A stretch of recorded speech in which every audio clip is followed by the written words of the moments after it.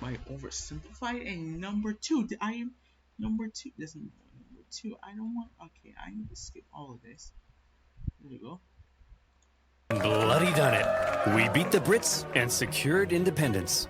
Now to expand westward. America's independence! Yay! And conquer the rest of the continent. Thomas? It looks like a bunch of different people already live out west. What?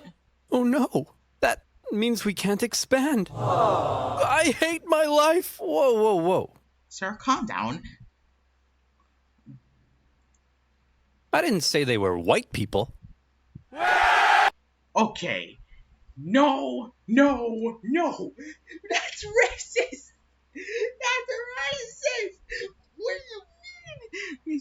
He didn't say they were white people. Wow, that's racist. That is straight up racism.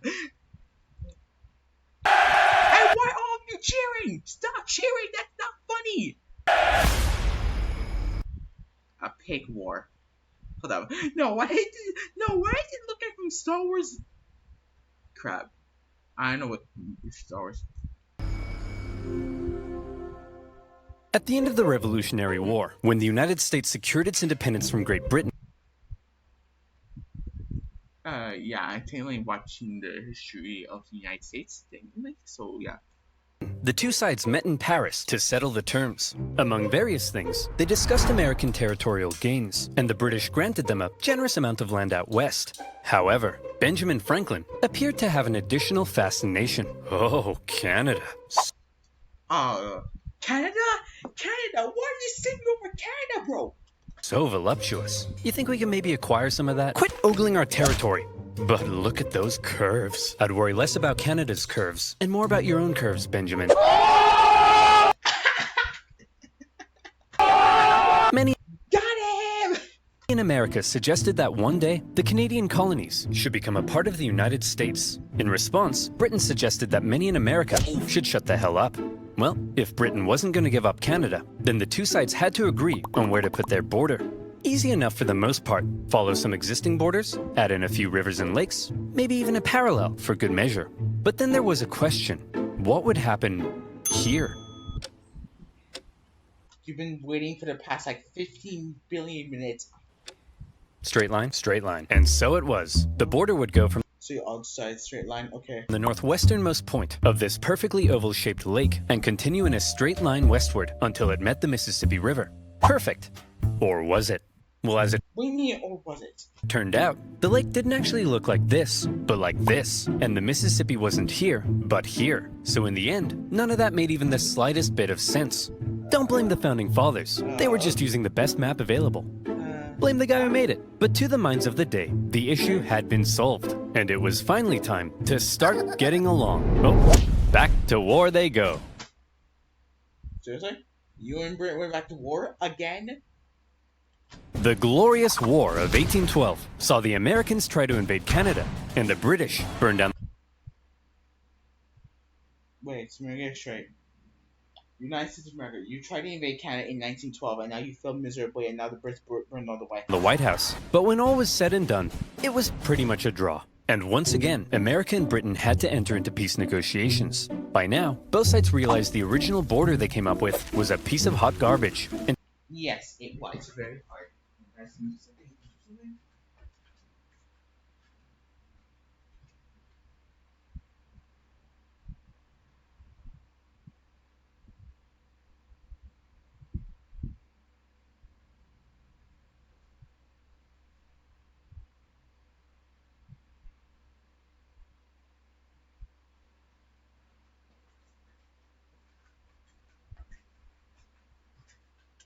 since America had also recently obtained a huge amount of land from Napoleon, they decided Napoleon? Okay, thank you, Napoleon.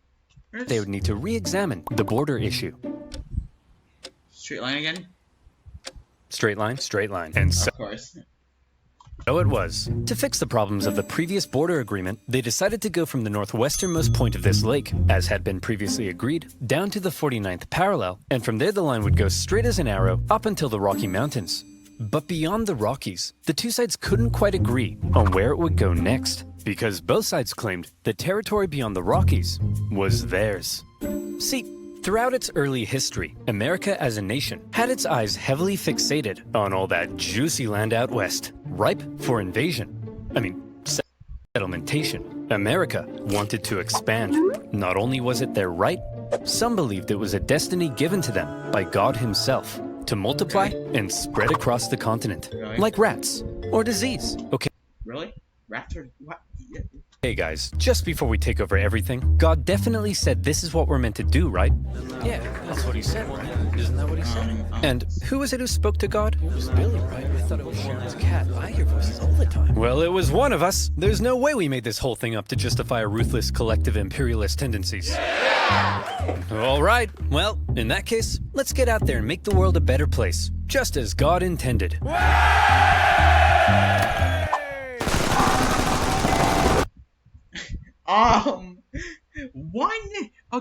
Number one, trains didn't exist.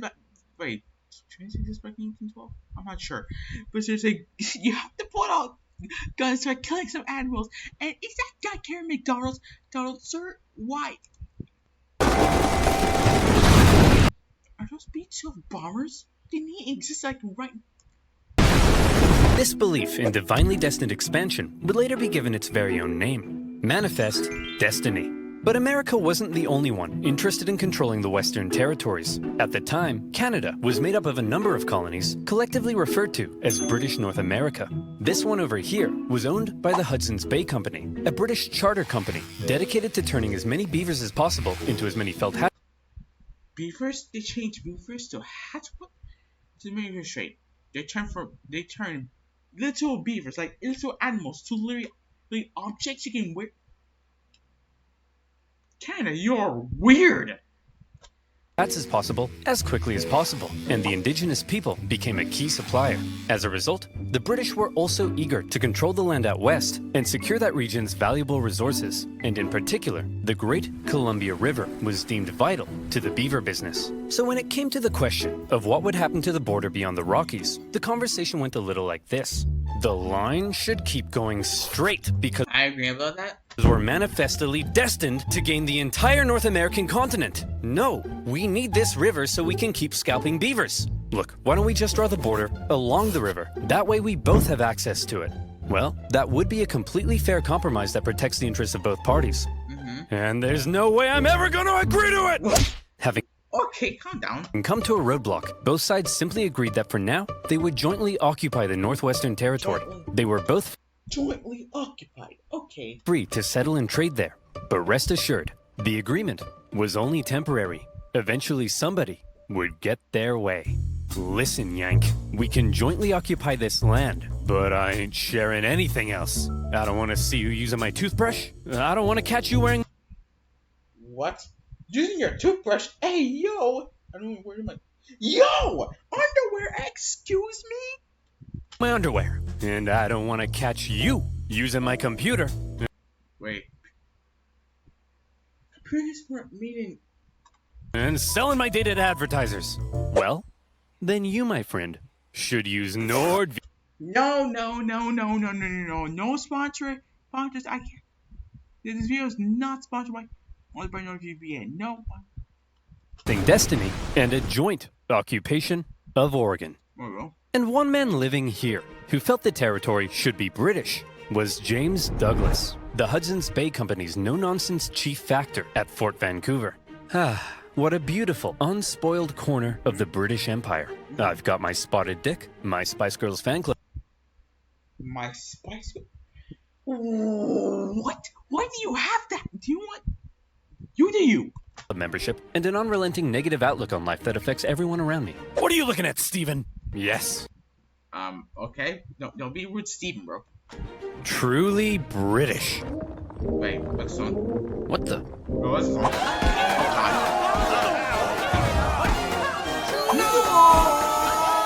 The problem for men like It wasn't the same time. Douglas was that many Americans had already begun streaming up the Oregon Trail. Gunslinging, howdy neighboring, and diarrhea having. Oh God, ew. By the thousands, they were pouring into the Oregon Territory in search of land to settle and farm. This, however, crowded out the fur trade, and eventually, a very bitter Douglas and the other Hudson's Bay traders at Fort Vancouver were ordered to relocate north to a new base of operations. But the Americans keep coming and they don't stop coming, hopped in their wagons and they hit the ground running. Oh, this guy's rhyming. He's rhyming once again. Actually, no, I want to hear him rhyme again, actually. I want to hear him rhyme again. And the other Hudson's Bay traders at Fort Vancouver were ordered to relocate north to a new base of operations. But the Americans keep coming and they don't But the Americans keep coming and they don't stop coming. stop coming, hopped in their wagons and they hit the ground running. Didn't make sense to keep sharing Oregon when they outnumbered the Brits more than 6-1. And suddenly, the whole joint occupation deal was being called into question. Newly elected President Polk maintained that America President Polk? What the name is that? had an obvious claim to the entire region, even implying a possible war with Britain. No. Fiery language from No. We don't want war here. No. U.S. senators declared that American rifles would annihilate the Hudson's Bay Company in Oregon, and America even gave Britain notice that it was pulling out of the joint occupation agreement. The British were alarmed as the two sides stood on I'm the gonna shove his glasses in his tea. Oh god. brink of war. But in the end, neither truly wanted to fight. The British favored maintaining good economic relations, while the Americans had already gotten themselves Are you guys at war with Mexico?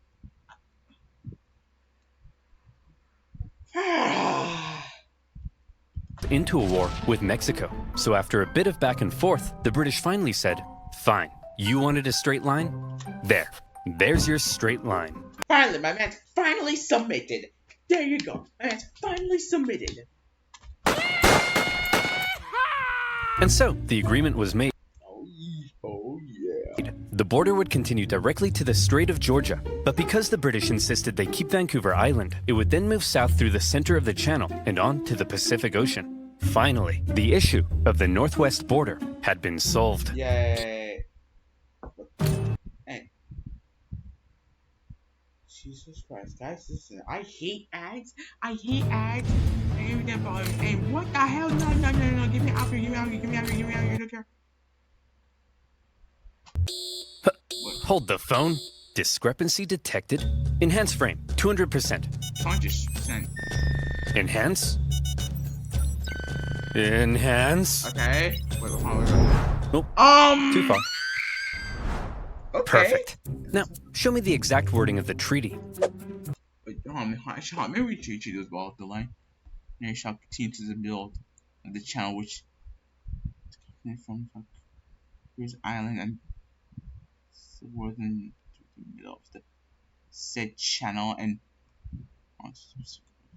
The line of boundary goes to the middle of the channel, and thence southerly through the middle of said channel? But there's loads of channels. So, you tell me, dear viewer, which channel is the treaty referring to? I don't know.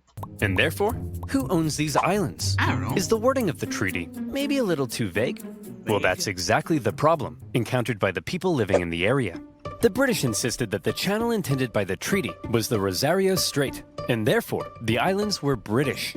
The Americans, on the other hand, argued that the intended channel was the Harrow Strait, and therefore the islands were American. At times, the debate became rather heated.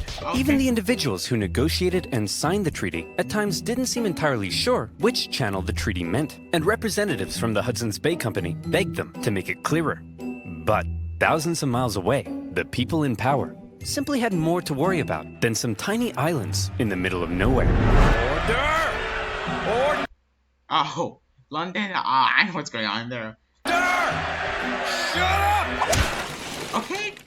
All right, listen up. We got a lot to get through. The 7th Earl of Gissingham says he encountered a foul beast in the fields of Upper Fardingdom late last night and put this sketch together? That's a poor person, Darren. Ugh. Next, Lord Piddlingham says he has a new mole on his backside? What the? Why do you want to know about that?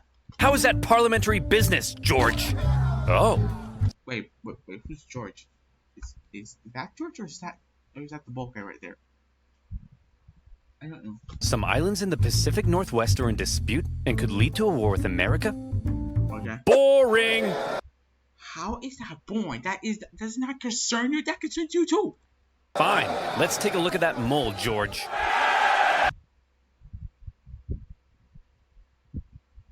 That's George right there. And oh. And so, Oh God. for now, the islands were simply held in dispute. Were they British or were they American? I'm sure this conflict won't cause anyone to die. Calm down. No one shall die. And one man who thought the islands were undeniably British was James Douglas, now the governor of Vancouver Island. He had already once had American settlers encroach on his territory and force him to move. And by golly, he wasn't going to let it happen again.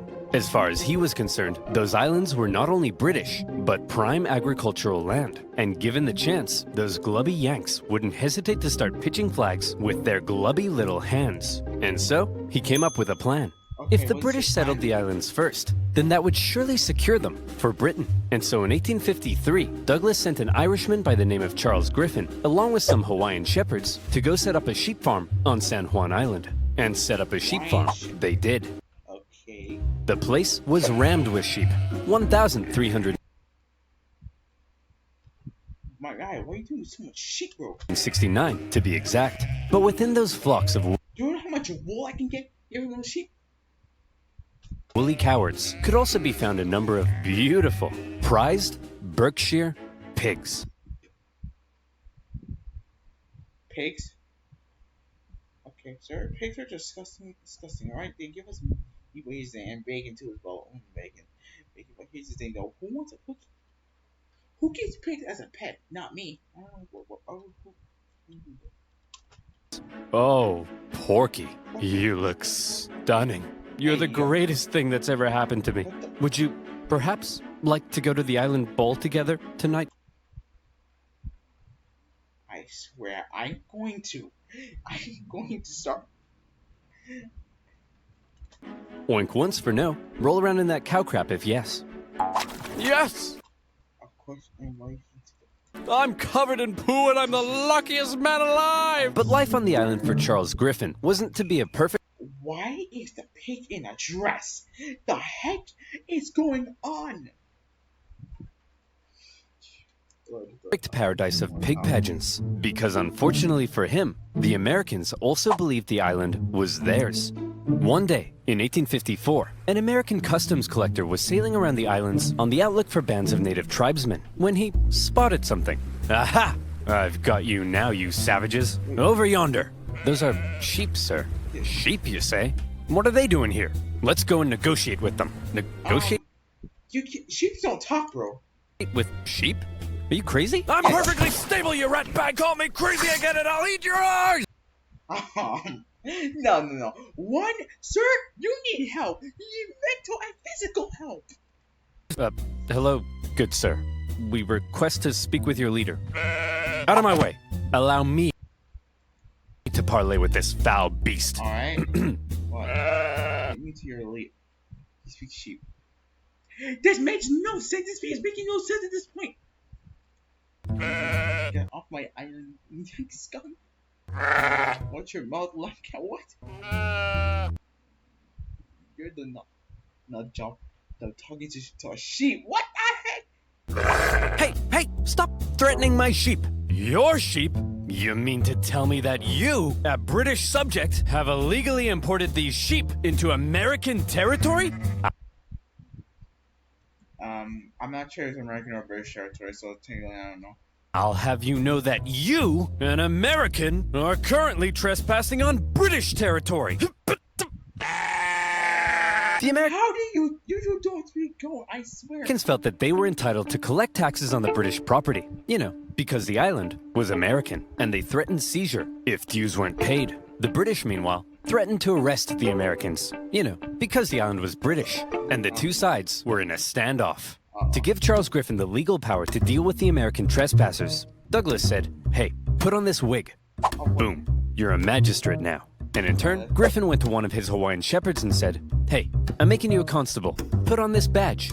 The British then went off to arrest the U.S. Customs inspector. But, being an American, he emerged from his tent with 4 pistols and a giant knife, so the Brits had to back down. Eventually, raids by northern tribes chased the U.S. officer from the island, but the Americans weren't done yet. Officials from nearby Whatcom County in Washington Territory believed the island fell under their jurisdiction, and they decided it was time to make the British pay up once and for all. They sent one Sheriff Barnes to go confront Charles Griffin. Hey, you owe us... Is that a calculator? Calculators didn't exist back in the 18. How is this possible? $80.33 for all this farm stuff you got here. Go suck an egg! Yo, what the? Oh, I see. Huh? So that's how it is, huh? Yeah. That's how it's gonna be, is it? That's the way in which things are, eh? Stop now. That be how it will, Please is it? stop now. Will Be it be quiet. how that is, Be huh? quiet. That be the way in which things be the way they are, is that? Get off my property! So the sheriff and other Whatcom County officials felt they were now well within their rights to seize and auction off Griffin's sheep in order to recoup lost taxes. My guy, you lost some taxes? My guy, I'm afraid I don't know how. Okay. And who would they auction these prized breeding rams off Going to? once, I'm going twice. But themselves. Sold to me. Then, in a pretty chaotic scene, they worked to tie the rams to their boats. And when Charles Griffin came running to rescue his kidnapped sheep, being Americans, they pulled out guns on him. Of course, Americans always sell guns. And he had to back down. In all, Charles Griffin lost 34 breeding rams. And he was furious. The British complained to the American government, who were shocked to hear what had been going on at their northwest border. And both governments told their officials in the area to back off. We're not trying to start a major war over some dumb sheep and a stupid island. But also, the islands are definitely ours. Under no circumstances let the other side have them. Okay then. For now, both governments agreed to set up yet another boundary commission to decide which channel was the correct border. But it often devolved into petty bickering. The British did make one interesting suggestion, though. We could draw the border through this middle channel and split the islands between. Actually, that kind of makes sense.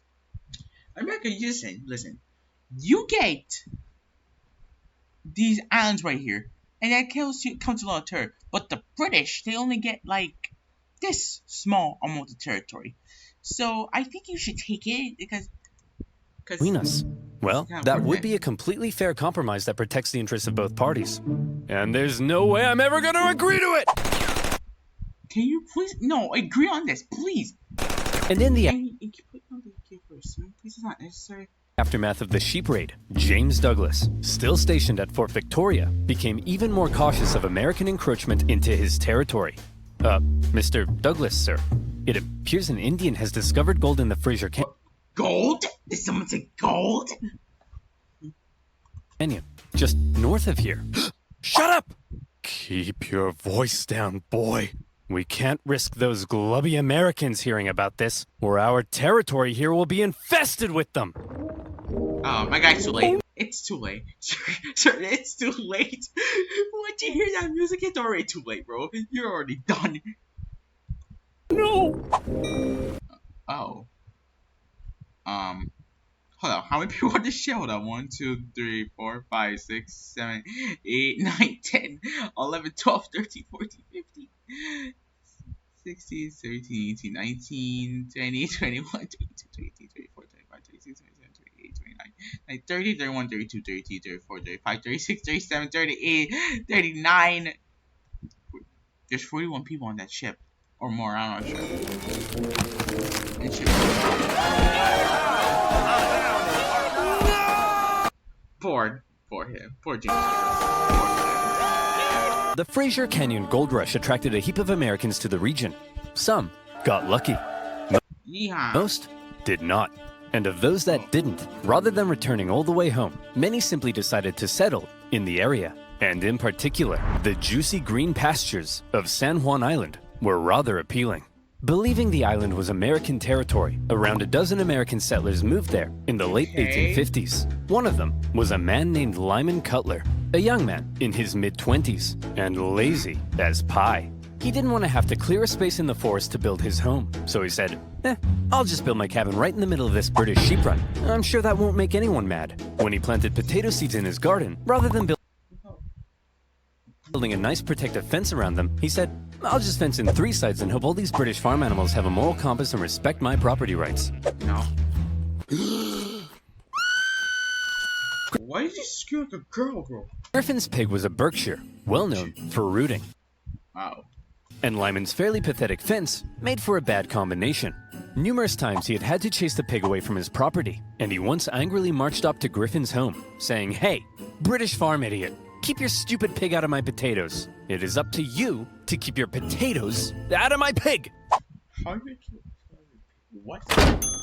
Griffin was furious with his new American neighbors. They built their homes all over his sheep pastures. And besides, what right did they have to be here anyway? It was British territory. Lyman, on the other hand, swore the local government had assured him his land claims were legitimate. And so to him, the British were out of line. Yo,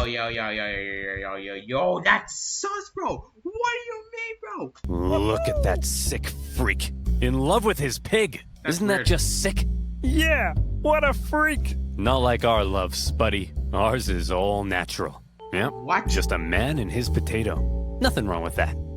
But the tension between Lyman and Why is that potato wearing a dress? I swear, my head hurts. I swear. Griffin was just about to explode.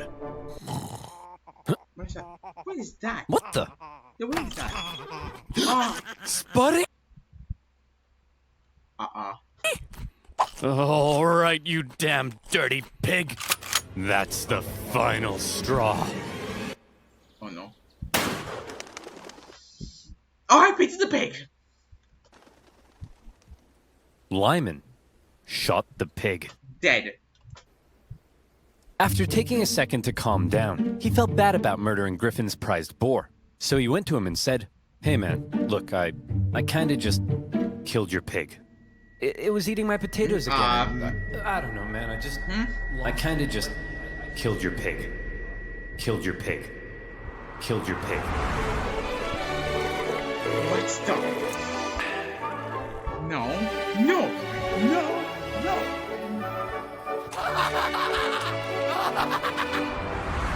Okay. No, guys, listen. Just let you know, I'm gonna do parts on this. This is gonna be part 1. Part 2 is going next. So, guys, if you enjoyed the video, make sure you hit the like button, subscribe if you're new.